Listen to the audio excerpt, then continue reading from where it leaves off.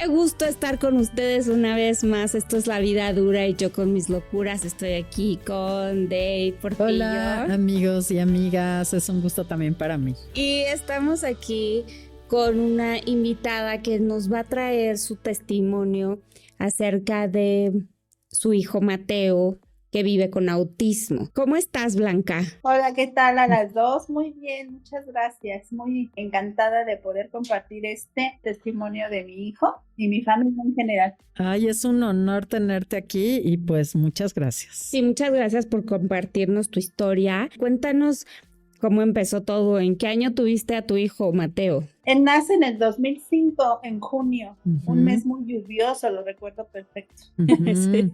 Sí, mucha lluvia. Eso nunca se olvida porque creo que es importante mencionar que la gestación desde un principio fue compleja.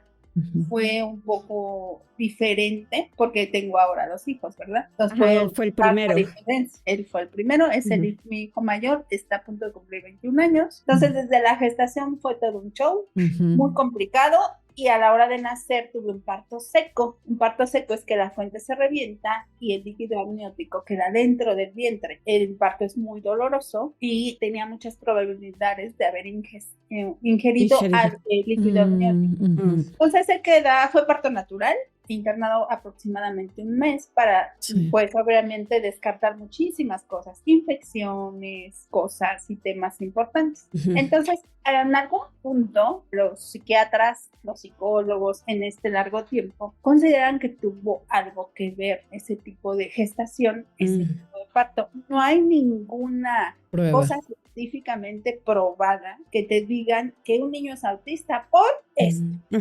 Pero claro que sí hay cosas importantes, lo emocional, la gestación, el entorno emocional, todo eso tiene mucho que ver en todo su sistema nervioso, que al final el autismo es sensorial en muchos casos, porque el autismo es un espectro y es muy amplio. Mateo está en el nivel 3, es un autista funcional, no es Asperger, sin embargo, les llaman mucho Asperger a este tipo de chicos. Pero yo puedo derivar. Él no es el clásico autista súper inteligente y que bueno, y va a descubrir un método científico. Porque la mayoría dicen, no, es que son muy inteligentes. Mi hijo no. Y no es que no sea inteligente, pero no tiene esta tendencia. Si no sobresale. Su inteligencia es promedio, es bueno en el arte, no es bueno comunicándose, no le gusta socializar, pero habla, come solo, es funcional. Entonces, a la hora del nacimiento, todo complicado, lo dan de alta, libre de cualquier cosa médica. Perfecto. Nos lo llevamos a la casa, yo trabajaba, nos lo llevamos a la casa y se quedaba al cuidado de mi mamá. Él lloraba mucho, mucho, sin sentido. Estaba comido, estaba cambiado, estaba limpio, estaba todo perfecto. Entonces él lloraba un montón. Y yo decía, ¿por qué? El contacto físico para los autistas es complejo. Cuando yo lo cargaba para calmarlo, era peor. Entonces decía, obvio, yo no sabía. Entonces, sí, aparte era tu primero. Sí, era mi primero. Mi mamá, pues, obviamente, pues, aunque ha tenido hijos, pues lo derivaba de que era muy chillón.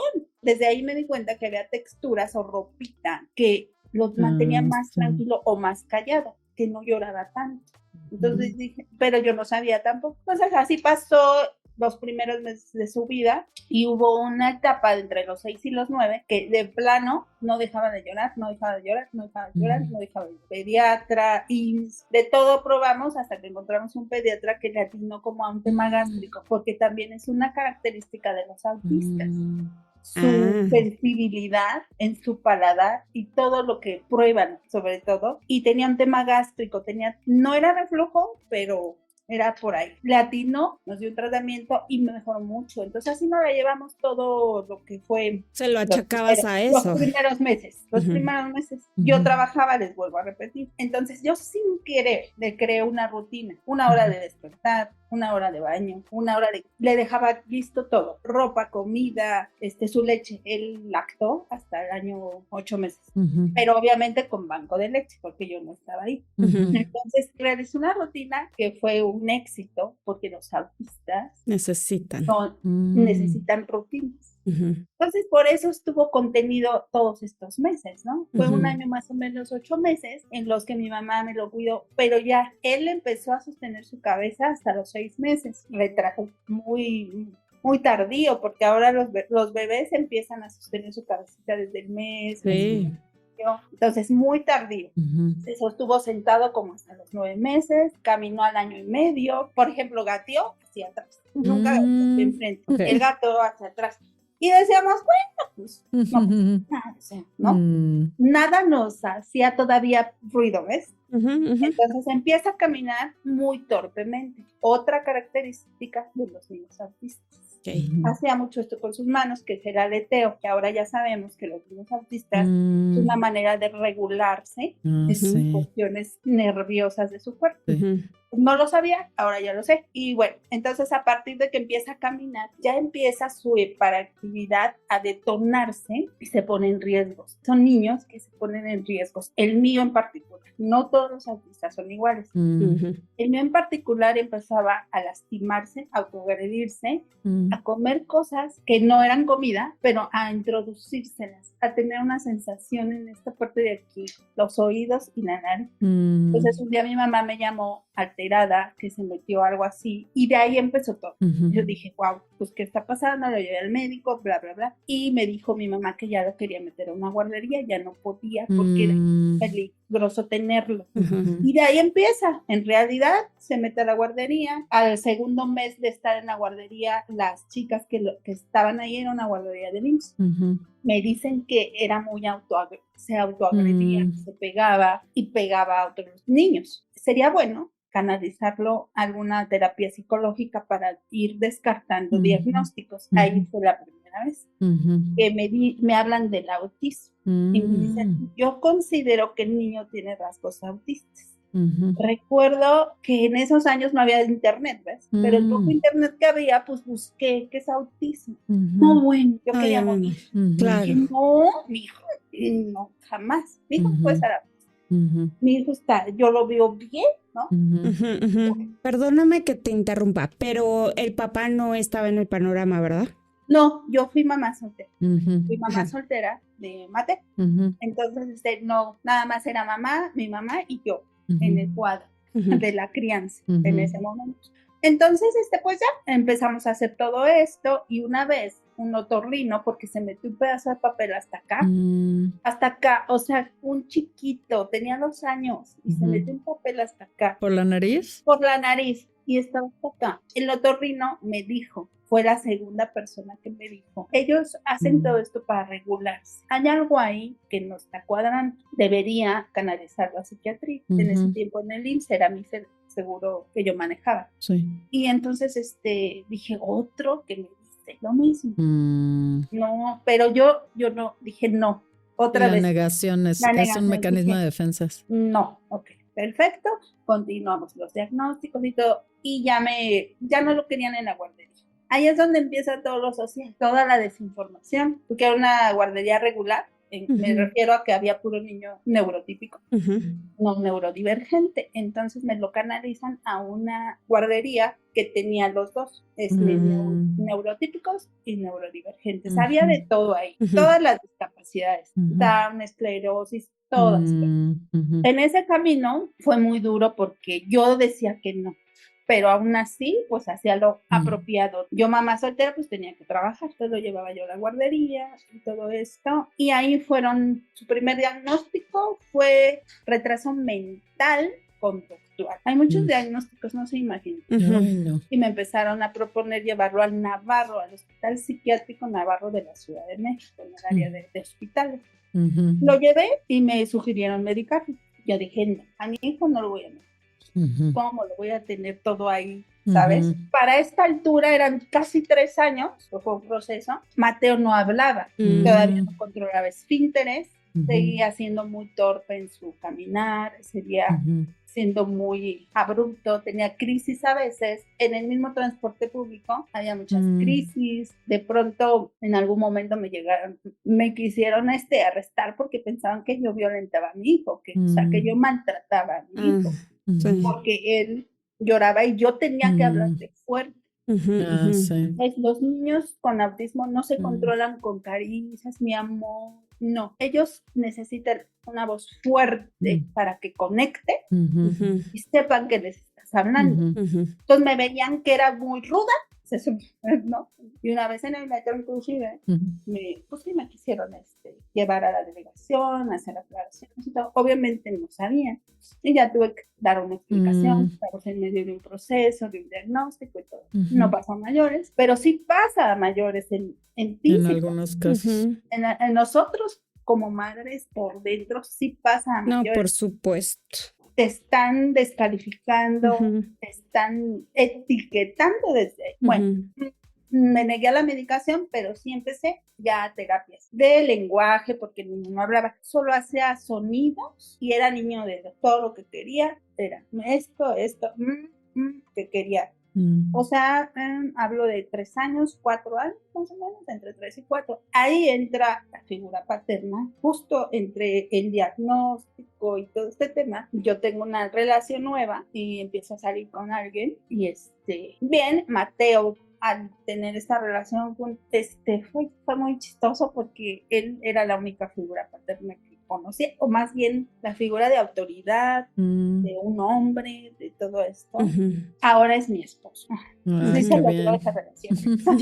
Bueno, de hecho fue la única relación que tenía con, ya con mi, ya a partir fue más fácil porque era un acompañamiento, era un cuidado y sobre todo a él le daba como estructura. Perfecto. Claro.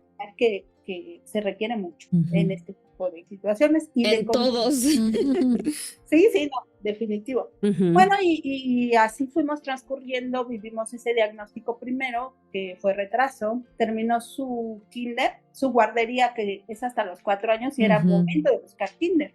Tuve que buscar un kinder en particular porque el kinder público pues no tenían la capacidad, ¿no? Como para, no sabían qué hacer con él, porque era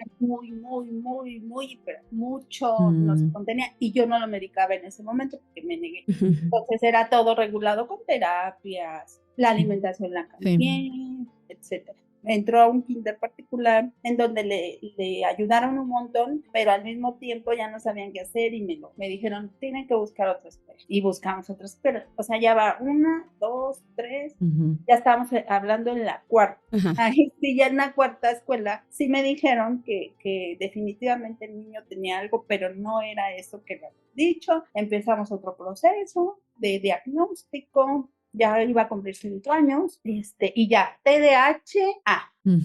Y otra vez, vamos a medicarlo, esto, lo otro, y yo dije que no. Yo leía mucho, lo llevé a muchas terapias de texturas, caballos, muchas terapias como para contenerlo y todo, y funcionó, pero era muy difícil, realmente era muy difícil, el niño siempre estaba en crisis, mi mamá ya estaba cansada, ¿sabes? Entonces, fue una etapa muy dura, de 5 a 7 años, fue una etapa muy dura, lo empezaron a etiquetar, ningún maestro lo quería, ya no querían lidiar con él, entonces el diagnóstico, pero yo sabía que ese no era su diagnóstico, fue muy curioso. Hasta ese momento el diagnóstico era retraso, dijiste. TDAH, ya lo habían o sea que es trastorno de déficit de atención.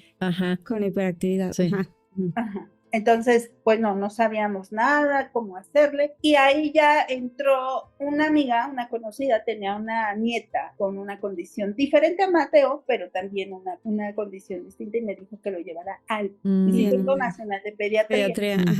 Y ahí le habían dado un diagnóstico a su nieta súper específico y que lo revisaban de todo a todo. Entonces, empecé otra vez. Dije, sí, no importa, vámonos, porque yo estoy segura que esto no es. Entonces fui y sí, te hacen un estudio, oído, pies, lagaña, todo.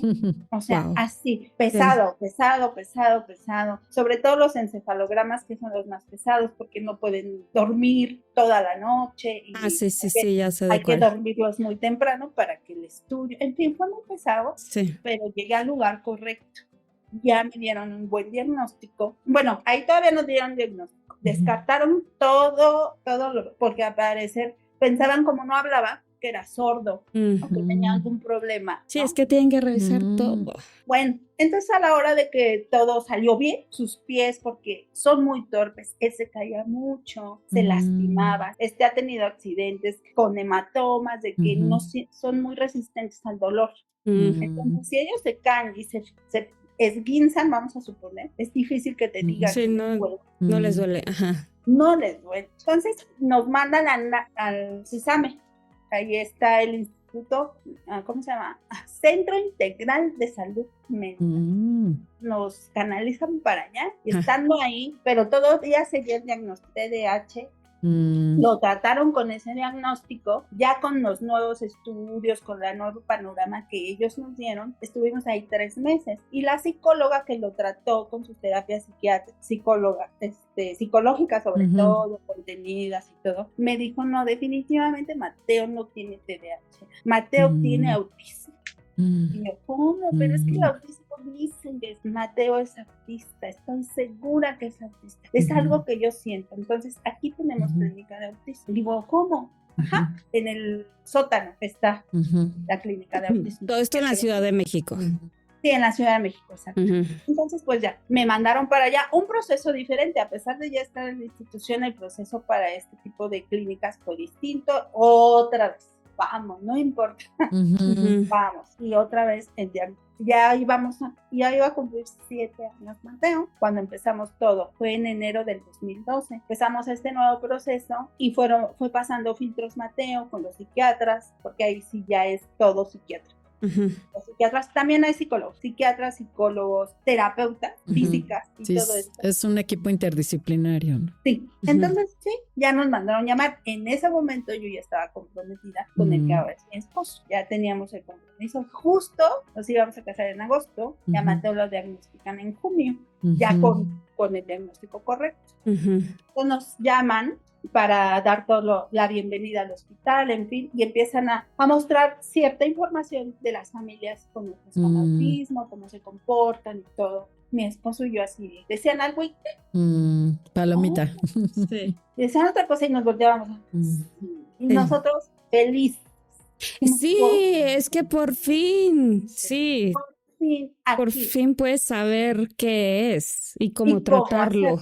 Claro. Y ahí viene la parte compleja para mí. Mi esposo viene a reforzar muchísimas cosas en mí y viene la parte difícil para mí porque me dice, es hora de que aceptes que tu hijo tiene esta condición y de que aceptes medicarlo. No va a funcionar de otra forma porque él está sufriendo.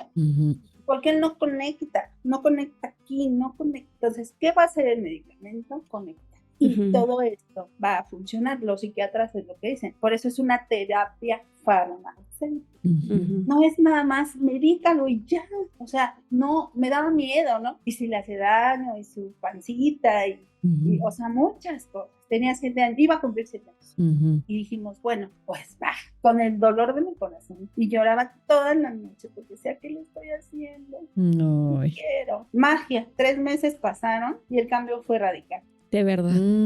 Radical, de verdad. Yo sé que muchas mamitas aquí a lo mejor si me están escuchando se resisten. Sí, tienen miedo, sí. Exacto, eso es, se llama miedo. Pero yo de verdad las invito a informarse más, las invito que realmente hay muchos libros para que ustedes vean qué hace el medicamento, para qué es el medicamento. El medicamento que Mateo toma es metalfenidato, es todo lo que toma. Tomó otro medicamento que lo alteró, el sueño, su sueño lo alteró. Entonces, ese sí lo que dije, no, o sea, prefiero sostenerlo con esto a causarle otras cosas, ¿no? Su control de esfínteres fue ya bien, hasta los 10 años. Controló esfínteres a los 10 años, empezó a hablar a partir de la medicación como a los 7 años, 3 meses. Es la edad en que entró a la primaria. Entonces empezó a hablar, a decir, ¡ay, qué increíble! Hola, mamá, o sea, cosas que jamás, ¿no? Solo eran sonidos, solo eran ruidos, sí decía palabras, ya hablaba como entre los 4 a 7, ya hablaba, pero solo decía una palabra. No formaba 2 juntas ni 3. O sea, empezó a hablar bien, como 7 años, 3 meses, ya con medicamento. Empezó a formar oraciones como entre los 7 y 8, ¿no? Quiero esto, no me gusta. Muy bien. O sea, empezó a hablar de esa edad a partir del medicamento. No estoy moviendo no me vaya a ver muy mal ahí. No, pero a ti te funcionó. Es el testimonio, ¿no? Es el testimonio de mí. Entonces, pues nada, justo entró a la primaria en agosto 20 y yo me caso en agosto 20. O sea, entró el lunes y yo me casé un viernes. Sí. Y ya formamos una familia de 3. Muy bien. Que fue una locura. Quería divorciarme como al tercer mes. ¿Por qué? Porque un niño con esta condición, que fue creado por 2 mamás, y llega papá, pero ya a figurar en todo. Claro, que ya vivir con límites. Límites que no tenía, que desconocía en absoluto. La autoridad. Sí, aparte le cambió la rutina a él, me imagino, también. Y, y la independencia, porque mi esposo me dijo, no, déjalo. Él ya se tiene que bañar solo. Él ya tiene que tender su cama. Él ya tiene que, o sea, pero bien, ¿no? O sea, no imposición ni nada de que ver. Entonces, pues no, yo dije, no, mi hijo, me lo quiere quitar. No, bueno. El punto es que la familia ya se integró bien, una familia de 3, ya sin la mamá, la abuelita, la sobreprotección, ya más independencia. Yo ya no trabajaba, salí de trabajar a la hora de que me caso, salí de trabajar, el niño tenía un diagnóstico, iba muy bien, tenía sus terapias, iba avanzando, iba aprendiendo, pero ahí ya empezamos a lidiar con educación pública y con los maestros que no están preparados para niños como los nuestros. Empezaron a decir, solo ven 3 horas, no señora, es que él siempre se ha puesto en riesgo, se subía a las escaleras al revés, él siempre se creyó Spider-Man. De hecho, él tienen muchas fijaciones y muchas obsesiones. Entonces él se ponía arañas en la mano para que lo picaran, tenía que ir al hospital porque él quería ser Spider-Man y quería volar y quería, bueno, en fin, pues son cosas muy complejas. Los profesores no están listos para esto y me lo cambiaron de turno, me lo cambiaron de maestro, iba 3 horas, luego lo tenía que recoger, luego de la nada te hablaban, ¿sabes qué? Venga por su hijo porque se pegó, se cayó, se abrió, entonces ahí vas. O sea, es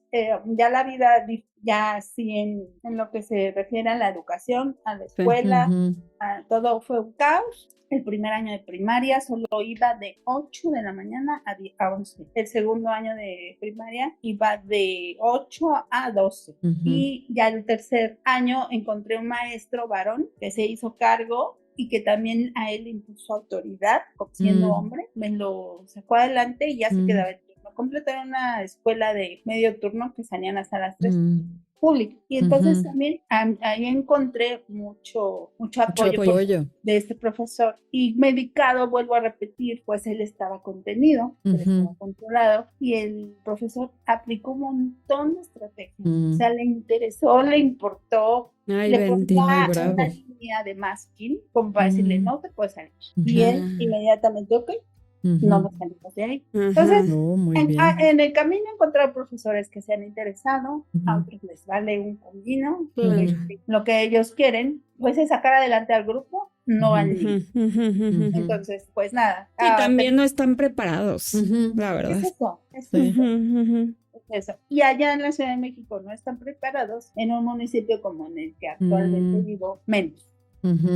Entonces, bueno, terminó su primaria y viene la secundaria. Igual, todo bien, mucho trabajo, terapias y todo, pero la descalificación, lo social, no tiene amigos, a la fecha no tiene. En su vida de 20 años solo ha tenido 2 amigos y han sido nada más como de temporada, ¿no? El de la primaria, el de la secundaria y el de la prepa. Bueno, en total 3. La preparatoria. Así son sus amigos.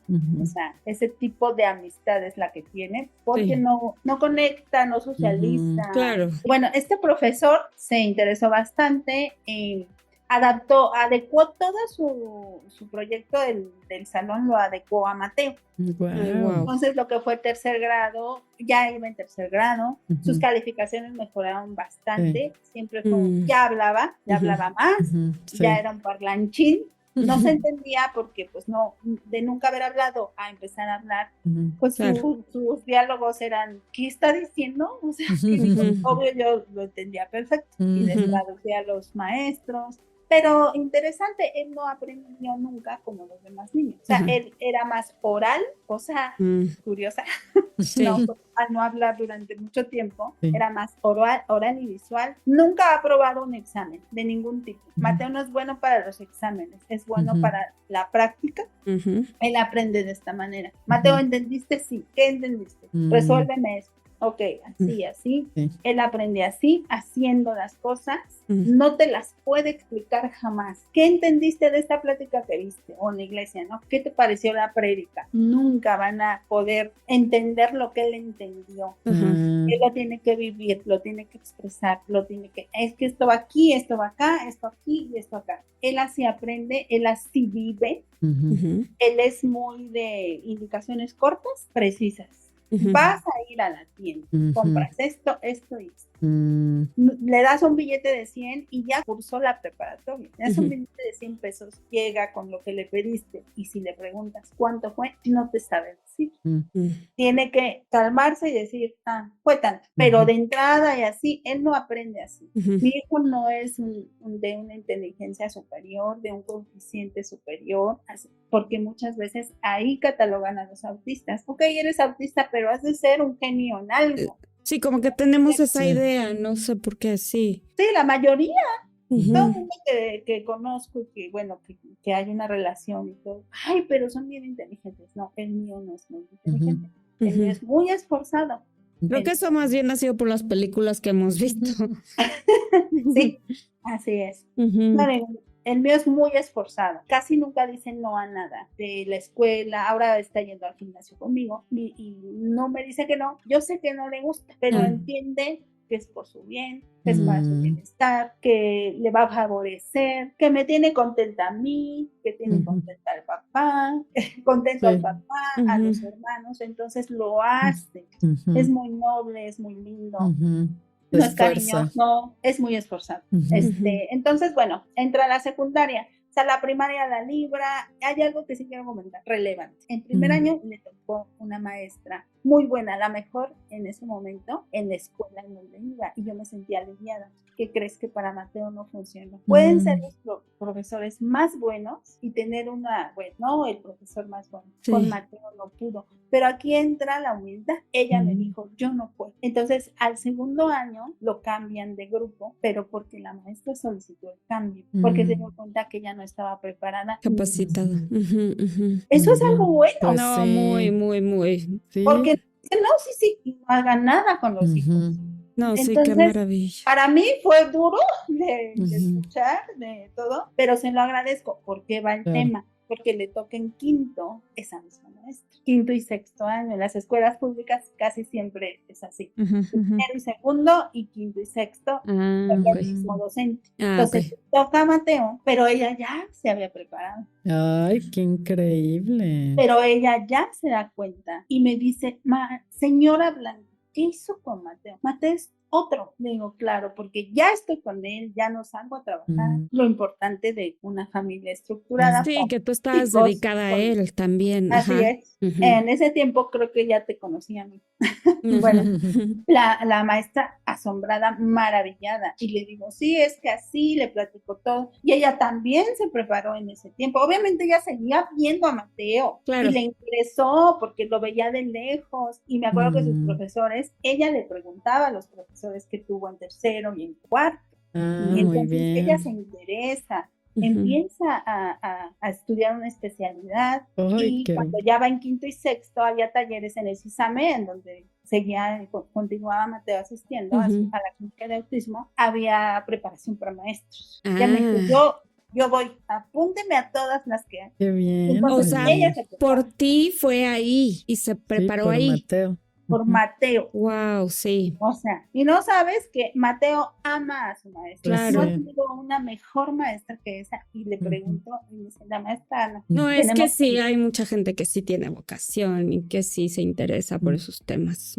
Tenemos contacto aún. Ujú. De hecho, siempre se conserva el contacto y sigue siendo su maestra favorita de Claro. todos los tiempos. Sí. Claro. Bueno, entonces ella lo prepara para la secundaria, va a la secundaria, igual pública, allá en la Ciudad de México, todo bien, igual ya sabían todo, me apoyaron mucho. Es importante mencionar que aparte de los profesores que atienden a todos los niños neurotípicos, hay un departamento que se llama UCEBEC y que ellos evalúan a los chicos con alguna condición. Entonces, en esto de la educación pública me refiero. Entonces es un gran apoyo. O sea, Porque- pero entonces él iba a esta escuela pública, pero normal, Sí. pero no tenía estas evaluaciones y no tenía como que toda esta estructura y procesos académicos que tenían los demás. Sí, hacían lo mismo, pero la evaluación era por parte de otra área que se llama EUSA. Ah, ok. Luego nos mudamos a Querétaro por trabajo de mi esposo, vamos a Querétaro, llegamos otra vez a una institución pública. Querétaro es una belleza, ¿eh? Sí. Wow, qué ciudad tan hermosa, encantadora. Y bueno, teníamos transporte privado, teníamos en el fraccionamiento y yo siempre los he llevado a escuela pública hasta el día de hoy. Entonces, también había UCEBEC. Entonces, igual, perfecto, todo bien, la secundaria, viene la pandemia. A Mateo fue lo mejor que le pudo haber pasado. De verdad. Claro, que no salía, claro. no tenía contacto con nadie. Claro. Y con una pantalla, era feliz aprendiendo con una pantalla. Y todo era por pantalla digital. O sea, creo que fueron los mejores años de escuela de su vida. La pandemia. Ajá. Nosotros acá casi muriendo. Sufriendo. Y él feliz, bueno, lo decimos de broma, pero bueno, sí, pero porque tenía una rutina, estaba más seguro. Se sentía seguro. Estaba aprendiendo. Exacto. Bueno, pues terminó su secundaria en línea, porque cuando nos mudamos a Querétaro apenas tenía poco de haber entrado a secundaria, terminó su primer año en Querétaro y nos mudamos para acá, para Puebla, y ya la terminó en línea la secundaria. Y bueno, no mencioné cuando llegaron sus hermanos ahí. Sí. Después de casarme, al año tuve a mi primer hijo, bueno, a mi segundo hijo. Sí. Yo siempre digo mi primer hijo, ojo, ¿por qué? Porque las maternidades son dos. Okay. Con autismo, sin autismo. Y cabe mencionar que sí es cierto. Sí. Entonces llega mi primer hijo, todo nuevo. Ay, ¿a poco hacen esto? Ay, ¿a poco sí es? ¿A poco en el vientre se mueven desde siempre? ¿A poco estos movimientos con Mateo, con Samuel, todo? Pues nace Sam. Y yo soy mamá por primera vez, 2 veces. Claro. Es impactante. Es súper impactante. Diferente.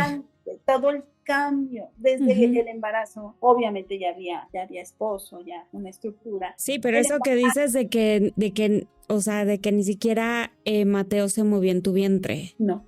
Y desde ahí se nota, claro. Desde ahí dices, ay, ¿en serio? Sí. Los ultrasonidos, todo era diferente. Todo fue distinto. Y ya nace, y sí, llora, pero ya sabes por qué está llorando. Está sucio, quiere comer, todo, nada que ver. Nada que ver. Samuel al mes, y teníamos miedo, ¿no? Claro. De cualquier cosa. Samuel siempre fue todo nuevo, todo extraordinario, todo diferente, y Mateo cero que ver. De verdad es una cosa impactante lo diferente que es. Entonces yo pues sí valoro mucho esa parte de poder haber vivido esta experiencia, porque muchas mamis, y si me escuchan, y es un solo hijo y es autista o con una discapacidad, hay muchas, tienen miedo, de verdad, y obviamente pues sí. Es válido, ¿no? Claro que sí, pero yo las animo a que pues puedan probar esta parte, porque hace una diferencia, y para él más, porque él vino a independizarse a raíz de que llegue el hermano, después llegó la hermana, entonces él llega a tener un sentido más de independencia, es más funcional, es protector, aprende otras cosas. Ya no es el centro de atención, ya no es Mateo, todo. y Mateo todo, y también descansa, porque ya está uno entretenido en los otros dos, ¿no? O en el otro, en esto. Y lo integras y lo haces a sentirse que pertenece, que está en una familia normal, que ya no hay, ay, pues con nuestro Mateo, no, ahora es todo nuevo. Adaptación. Todo se adapta. Bueno, quise mencionar eso porque es importante y relevante para una mamá que batalló tanto, 7 años, que batalló y que pensaba que era lo único que iba a ver por el resto de los días. Entonces, por eso lo menciono, ¿no? Y bueno, Samuel es un niño neurotípico, Emma es una niña neurotípica, Dios cuidando todo desde siempre, y con Mateo también, ¿eh? Claro. O sea, independientemente del trabajo, independientemente del caos, independientemente de una soledad muy profunda que yo tuve en muchos años, yo siempre cuidando. Entonces, termina secundaria en línea, bueno, nos inscribimos a la UAP de aquí de Puebla, no hubo examen ese año porque todavía estaba la pandemia, ya estaba terminando, no hubo examen y fue directo, y fue una nueva institución que se abrió en este municipio. Yo vivo en un municipio de Puebla. Entonces, pues, se queda, y el primer año fue en línea, y también volver a empezar, porque ya la preparatoria es otra cosa, es mucho trabajo. Yo estudio, bueno, cabe mencionar que yo estudié con Mateo todos los grados, desde kinder, primero, segundo. Volviste a cursar todo. Volví a cursar todo esto con él. Y vuelvo a entrar a la preparatoria, bueno, ya con un niño de 6 años, porque él estaba entrando a primaria cuando Matías estaba entrando a la prepa. Entonces, pues sí fue complicado, pero otra vez ahí hubo una maestra interesada, la psicóloga, en la preparatoria, en línea lo cursa, es presencial después, el último semestre es presencial, entonces empiezan a interesarse mucho las personas de la UAP, en este caso particular la maestra Guadalupe Tenorio, la maestra María Luisa y el profesor Sergio.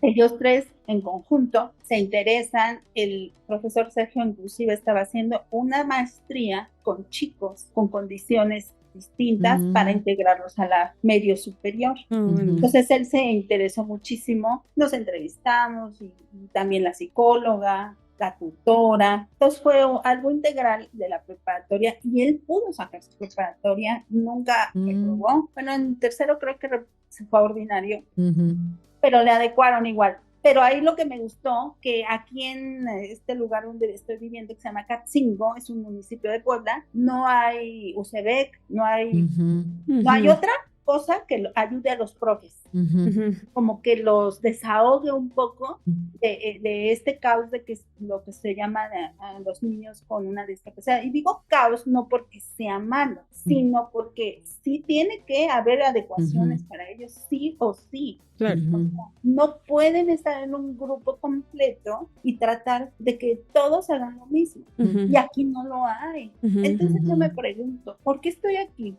¿Qué estoy haciendo en este municipio viviendo? Sabemos que fue por trabajo, sabemos que es por trabajo, pero en realidad me inquieta saber qué estoy haciendo aquí, qué voy a hacer, si yo ya tengo una experiencia, si yo ya he recorrido un camino. Me he encontrado con mamás con chicos más pequeños que se acercan, no para preguntarme qué hago, no, entonces... sino para platicar, para hacer una red de apoyo, para... Pues, grupo de autoayuda, ¿no? Sí. Exacto, porque hay mucho, pero no hay nada. Entonces, pues a lo mejor ahí está tu misión. Esa es, claro. Me encantaría como que decir, ¿qué hago aquí? Y hacer, ¿ves? Entonces, bueno, termina su preparatoria Mateo, pero a partir del primer año que termina, en el segundo año ya Samuel estaba entrando a la primaria y Emma, que es mi hija más menor, estaba entrando al kinder. Entonces mi esposo otra vez a rescatar a la mamá. Ay, no, sí. Necesitas dejar volar a Mateo. La prepa te está absorbiendo mucho. Sí, porque yo aprendí álgebra otra vez. Sí, porque yo tenía que estarle explicando todo, sus cuadernos y vida, y esto, y aquí, porque yo sé trabajar con él, porque yo conocí. Sabía, ya no.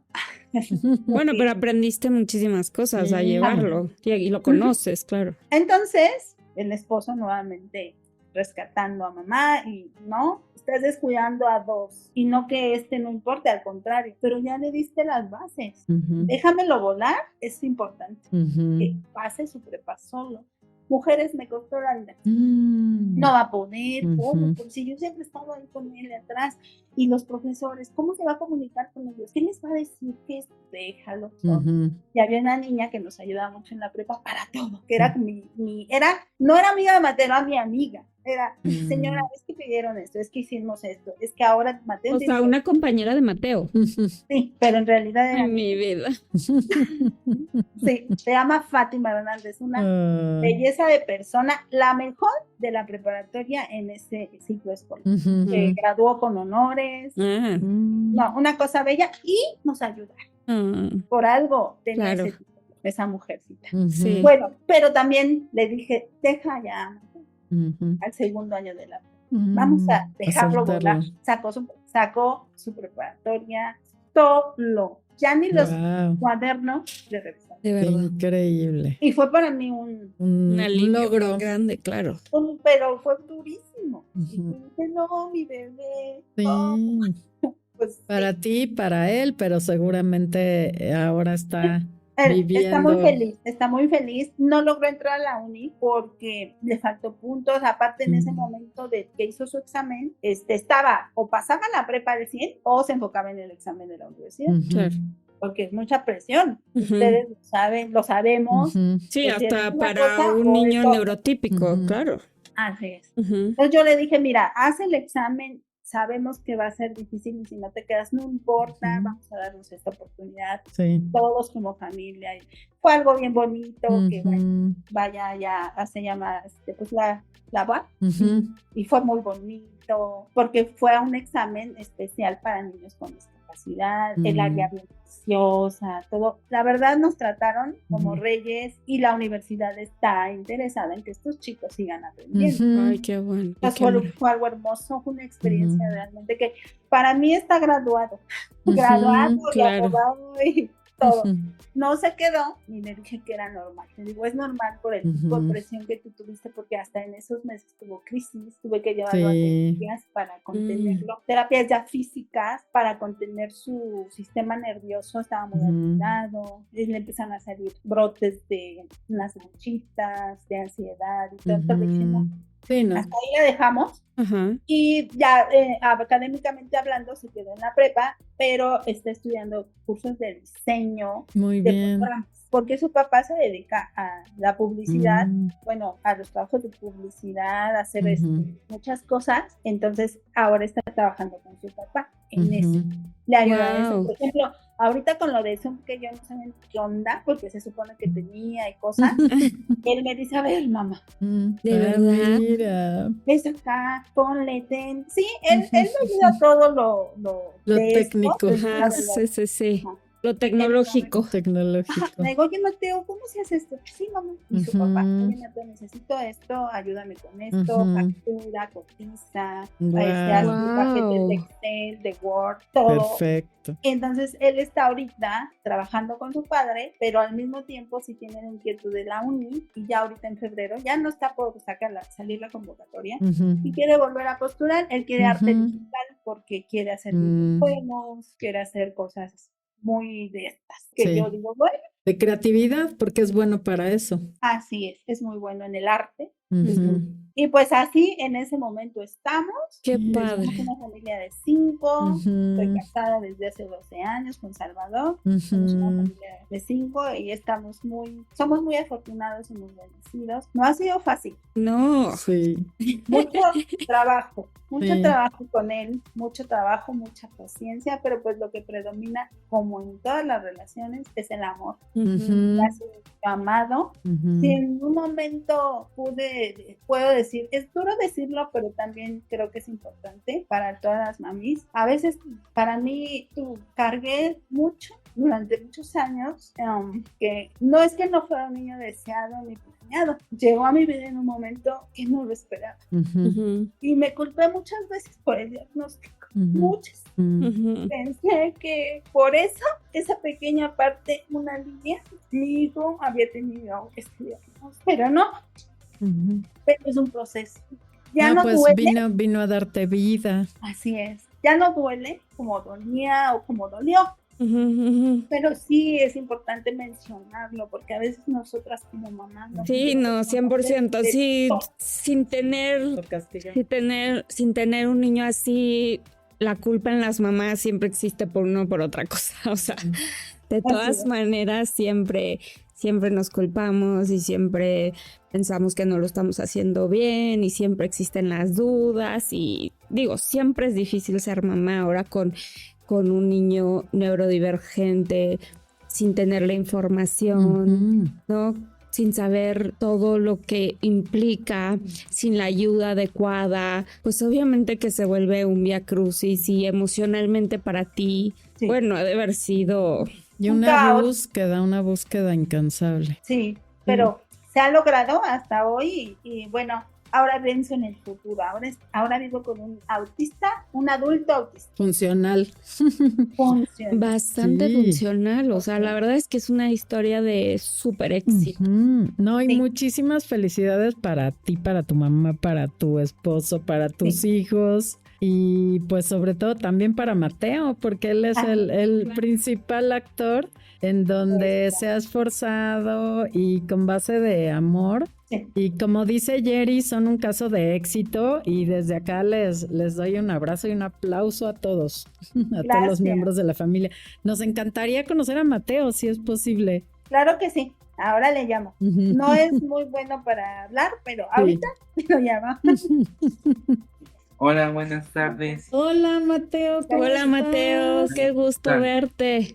Mateo, es un gusto conocerte y bueno, conocer todos los esfuerzos que has hecho y que bueno, ya acabaste la prepa, que estás diseñando. De verdad te felicitamos y te mandamos un fuerte abrazo y sigue así. Muchas gracias. Felicidades, Mateo, por todos tus logros. Oye, pues qué padre. Qué increíble tu historia, Blanca. Gracias por compartirla. Y estoy segura que esto le va a servir a mucha gente, porque aparte, ahorita ya tenemos más información, ¿no? Claro. Aunque hay muchísima gente que, pues yo no conozco a nadie, no tengo a nadie en mi familia, entonces pues es un tema que no me interesa y del que no sé, y no tenemos que saber de todo. Que no nos involucramos. Pero, exacto, no nos involucramos. Pero en algún momento de tu vida te puedes topar con una persona neurodivergente y de verdad que como sociedad pues nos tenemos que involucrar, ¿sabes? Ajá. Y saber tratarlos y sensibilizarnos, ¿no? Pero aparte tenemos que saber que el autismo tiene varios niveles, ¿no? Tiene creo que 3 niveles y el grado de tu hijo creo que es el más alto. El nivel 3 que dices, pero cuesta mucho todavía en estos tiempos que te lo diagnostiquen y pasa por gente, y pasa por ser gente difícil o por gente... Porque están malitos, ¿sabes? Oye, una frase que es muy común. Ay, es que tu hijo está malito, ¿verdad? Ay, está enfermo, ¿verdad? O sea, no, señores, no es una enfermedad, no está malito, ni se va a curar jamás, porque no es una enfermedad, es una condición de vida que va a tener para que hasta el día que se vaya va a tener autismo, no se quita, pero se vive funcionalmente. Es un trastorno del espectro autista. Sí, y como tú al principio nos platicabas tu mecanismo de defensa que fue la negación, ¿no? Y aceptarlo pues no es fácil. Para eso también estamos recomendando un libro que se llama ¿Es autista y ahora qué? De Daniel Millán López, en donde obviamente cuando te dan el diagnóstico pues uno no lo acepta. No. Entonces el entender y ahora qué voy a hacer, ¿no? Entonces les recomendamos ese libro y pues yo creo que este testimonio va a ser de ayuda para muchas personas porque además es común. Claro, es muy común y como te decía, hay en el nivel 1 y incluso en el 2 es difícil que te diagnostiquen y son tan funcionales, pueden llegar a ser tan funcionales que no te das cuenta. Que ni por aquí les pasa un diagnóstico como el autismo. Sí, y también está la otra parte que los papás, o sea, ya aceptan el diagnóstico, se cierran y al niño lo mantienen oculto, separado, lo meten a escuelas especiales para autistas, que no está mal, para nada, porque hay muchos recursos bien padres. De La aceptarlo posibilidad de llevar a nuestros hijos a una institución privada. Sí, Yo sí. los primeros años de su diagnóstico sí lo pude llevar a kinder particular, terapias particulares y con toda la libertad. Pero hay un punto en donde es demasiado gasto para la persona promedio de un ingreso medio, ¿no? O sea, que ya no puede meterlo a una institución de paga o pagar profesores particulares. Muchas mamás hacen eso. Yo conozco muchas mamás que hacen homeschool, inclusive, y muy bueno, muy válido, la verdad está bien. Pues entonces, ¿cuándo se integran? ¿En qué momento se integran? ¿En qué momento pueden ir solos a la tienda? Mateo va a sus citas médicas solo. Mateo puede recibir su medicamento, va al banco, va al súper, va a recoger y a llevar a sus hermanos a la escuela. Mateo es funcional, pero porque se orilló y se obligó y se enseñó. Y hay muchos niños que sus mamás dicen, no puede. Ir a la tienda, no puedo. Entonces es empezar a crear esa conciencia de si puedes, acompáñalo, ve. Tú con él, y después él va a poder ir solo. Mateo va y viene a Puebla solo. Ya ha ido a la Ciudad de México solo. Se sabe subir al camión, se sabe subir al metro, se sabe subir al metrobús. Perfecto. Sabe usar todos estos servicios. Pero no es por él, es porque lo acompañas, es porque lo enseñas, es porque lo ayudas. Y muchas mamis se quedan, no, es de aquí, son de aquí. Difícil. Sí. Yo lo vi. Claro. Yo lo vi, señoras, yo lo vi, papitos, papá, mamá. No nada más la mamá sufre, el papá sufre. Claro. Y el dolor de la mamá, y en mi caso, del papá es el mismo. Nos preguntamos, ¿qué va a ser de él si me muero? Claro. Por eso estamos educando a 2 hijos más. ¿Para qué? Para que volteen a ver a todos aquellos que no pueden, para que ayuden, para que integren, para que concienticen a los demás de que hay niños así y que para eso estamos nosotros, los neurotípicos, para acogerlos, para abrazarlos, para amarlos. Entonces, ahí está la educación y la cultura. Sí, gracias a Dios. Sí. Hemos tenido muchos privilegios dentro de muchas tristezas, sí, muchas puertas cerradas, pero nosotros lo hacemos abrir. Muy bien. Abierto, sí. Sí, a veces a la fuerza, porque no quieren lidiar con eso, no quieren trabajar. Pero nosotros no. Sí, ¿cómo no? Muy bien. Qué bueno. Muy bien, que esa es la actitud. Exacto, muchas felicidades. Te agradecemos enormemente que nos hayas compartido todo esto y por el bien de mucha gente esperamos que mucha gente lo escuche y por lo menos que ayude a sensibilizar a más gente. Sí. Pues hay que compartirlo. Sí, gracias a ustedes por considerarme. Al contrario. Como dije, ¿no? ¿Qué voy a hacer con esto que ya sé? Tengo un panorama un poquito más amplio para... Tienes más por hacer. Sí. Exactamente. Sí. Muy bien. Muchas gracias. A ustedes. Muchísimas gracias, Mateo. Blanca, y felicidades a ti y a toda tu familia. Gracias. Nos vemos pronto. Muchísimas gracias a ustedes por habernos acompañado. Esperamos que esto les haya servido. Ya sabes, si necesitas que alguien escuche esto, por favor, compártelo. Y nos vemos a la próxima. Sí, gracias a todos. Gracias por seguirnos. Recuerden vernos por YouTube y escucharnos por Spotify, suscribirse, Apple Podcast, aplicar la campanita y Amazon Music. Sí, suscríbanse. Muchísimas gracias. Nos vemos a la próxima.